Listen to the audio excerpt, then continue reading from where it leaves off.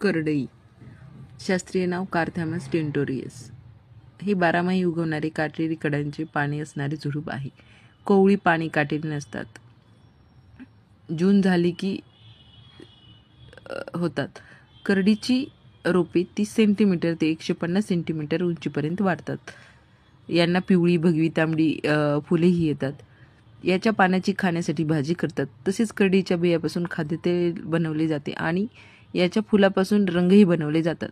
संस्कृतमध्ये करडईला कुसुम म्हणतात. मराठीमध्ये कुसुम म्हणजे करडईचे फूल.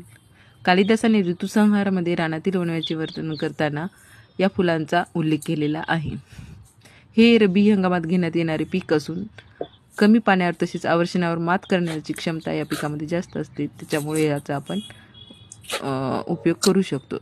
या पिकावर मावा ही कीड पडते.